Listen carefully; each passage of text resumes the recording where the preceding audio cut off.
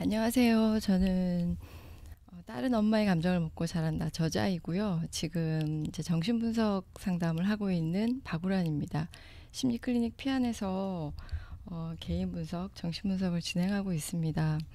50플러스 센터에서 초대를 해주셔서 오게 됐는데요. 지금 이렇게 막 출석으로 인사를 하고 계시네요. 제가 이렇게 비대면 온라인 강의가 익숙하지 않아서 좀 긴장이 되고 그렇습니다.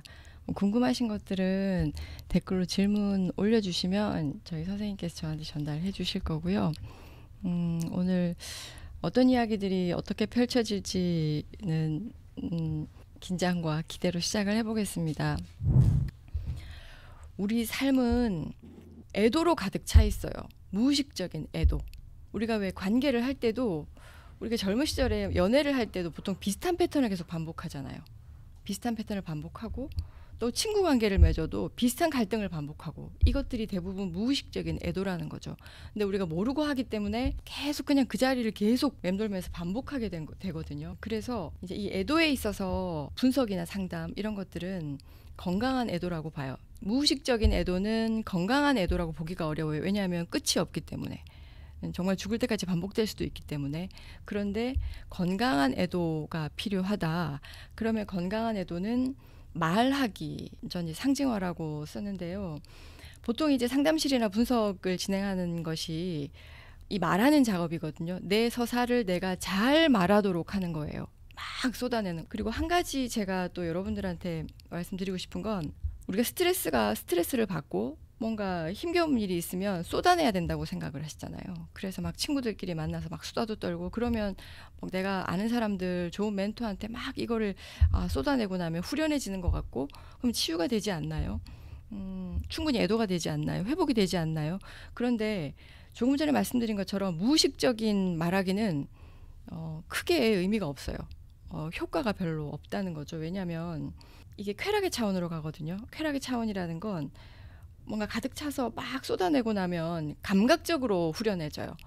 그런데 실제로 치유가 된다면 그건 다시 도래하지 않아야 되거든요. 회복이 된 거는. 그런데 내가 또 반복하고 같은 상처를 계속해서 이야기한다면 이거는 치유가 된 게 아니라 말하는 자체, 쏟아내는 행위 자체에 이미 쾌감이나 만족을 획득하면서 계속 그걸 반복하게 되는 거거든요. 그래서 오히려 타인들이 감정 쓰레기통이 되어 버리는 경우도 있고 그래서 막 쏟아내는 듯한 이 말하는 행위 자체가 건강한 애도가 될 수는 없어요. 말하는 건 굉장히 중요하고 말하는 행위를 통해서 우리가 아주 건강해질 수도 있는데 어떤 방식으로 말하느냐, 누구와 어떻게 이야기하느냐가 되게 중요하다는 거죠. 이제 그런 의미에서 상담자들이나 분석가들이 이제 전문적인 어떤 케어나 틀 안에서 잘 말하게 하는 거, 내 역사를 내가 새롭게 이야기하고 내 상처를 들여다보고 다시 내 말로, 내 언어로 내 역사를 한 번 더 조명하고 의미를 부여하고 이런 과정들이 상당한 이제 건강한 애도라고 볼 수 있고요. 우리가 모두 상담실을 찾아가거나 분석을 받을 수는 없기 때문에 그래서 건강한 말하기는 상당한 이제 의식적인 조금 수련이 필요한 것 같습니다. 말, 언어, 모든 것은 언어로부터 시작된다고 해도 과언이 아니고요. 우리의 상처가 어린 시절에 받았던 상처들 이 많은 경우에 어른들, 주변 타인들, 또 사회나 세상으로부터 들은 언어들에 의해서 생기는 부분이 대부분이고요. 그리고 감정이라는 것도 제가 이제 이 다른 엄마의 감정을 묻고 자란다는 제목이 있잖아요. 그래서 어떤 분들은 이제 오해를 하기도 하시는데 감정적으로 막 다독거리고 북돋우면은 회복이 되느냐? 아니 그렇지 않거든요. 감정이라는 것도 학습의 일환이 있어요. 왜냐하면 조금 이제 파격적인 예를 들면 그 티벳은 아주 위험한 그 고산지대잖아요. 그러니까 한 아내를 놓고 왜냐하면 나가서 돌아오지 못하는 경우도 되게 많기 때문에 지금은 잘 모르겠습니다만은 문화적으로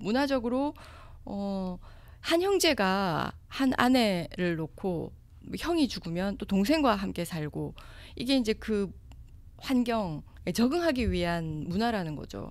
어떤 문화권에 있느냐, 어떻게 학습하느냐, 어떤 언어권에 사느냐에 따라 감정도 학습이 된다는 거예요. 학습된 감정에 의해서 상처도 받는다는 거죠. 이게 절대적이라고 볼 수 없다는 거거든요. 그래서 우리가 감정을 무조건 감정에 대해서 어떤 절대성을 부여하고 이 감정을 권력으로 삼으면은 어려워져요. 내가 상처를 받았으니까 엄마는 무조건 나한테 사과를 해야 돼. 당신이 나한테 상처를 줬으니까 이거에 대해서 죽을 때까지 나한테 해야 돼. 이건 일종의 상처나 우리가 학습한 이 감정을 가지고 이 감정을 권력으로 삼는 행위가 되잖아요. 그래서 내 감정이 어디에서 어떻게 상처로 출현하는지, 이 상처는 어떤 내 욕망이 있었는지. 상처는 환경과 그리고 부모의 태도와 어린아이가 가지고 있는 욕망의 구조가 결합돼서 생겨요. 그래서 우리가 원인과 결과를 많이 탐색하는데 무조건 내가 사랑받지 못해서 혹은 내가 무조건 어떤 상처를 받아서 이렇게 쉽게 이제 원인 결과로 따질 수는 없다는 거죠. 그렇게 되면 좀 위험하다. 어떻게 애도를 해야 되는가, 그 애도에 있어서 그리고 내가 무엇을 애도하고 있는가, 내 삶에서 어떤 반복이 일어나고 있는지를 한번 살펴보시면 나의 무의식적 애도가 일어나고 있는 지점을 보실 수도 있어요. 그리고 이제 분석을 받으러 오시면 제가 가장 많이 하는 게 그거거든요. 묻는 거잖아요. 오늘 어떠셨습니까? 이 지난주는 또 어떻게 지내셨어요? 기분은 좀 어떠세요? 묻는 거예요. 지금 한번 생각을 해보셔요.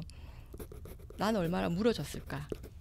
중요한 대상들로부터, 부모로부터, 배우자로부터, 뭐 친구들로부터나 물어졌을까? 너는 괜찮니? 뭐 이렇게 우리가 참 안 물어져요. 왜냐하면 왜 묻는 게 중요하냐면 물어질 때 한번 생각하게 됐거든요. 내가 어떻게 지냈지? 내 감정이 어떻지? 스스로에게 질문하게 되죠. 그래서 이제 부모님들이 자녀들에 대해서 내 욕망을 채우기 위한 질문이 아니라 진짜 궁금하게 어땠어? 물어봤을 때 스스로 자각하게 되고 자기와 접촉할 수 있는 이제 길이 열려요. 이것도 언어에 의해서잖아요. 꼭 우리는 특히 이제 부모 자식 사이에 부모님들이 듣고 싶지 않고 알고 싶지 않은 건 잘 묻지를 않으세요. 물어보면 내가 불편한 대답을 하거나 아니면 내가 할 수 없는 것, 내가 들어줄 수 없는 것을 이야기할 것 같을 때 보통 안 묻잖아요. 저도 그런 것 같거든요. 그래서 얼마나 나는 물어졌으며 그리고 내가 스스로에게 묻고 있는가. 그래서 이제는 나에게 물어줄 사람이 없다면 내가 나에게는 물을 수 있어야 되잖아요. 난 어떻지? 난 괜찮은가? 이런 질문들, 끊임없는 질문, 의문, 의심, 이게 부정적인 게 아니고요. 내가 나로 접근하기 위한, 나와 접촉하기 위한 굉장히 돈 안 드는 좋은 길이라는 거죠. 질문, 스스로에 대한 질문. 그래서 이 질문을 통해서 나한테 뭐가 중요했는지, 또 내가 그 사소한 사건들을 어떻게 간직하고 있었는지를 우리 새롭게 알게 되는 경우가 되게 많습니다.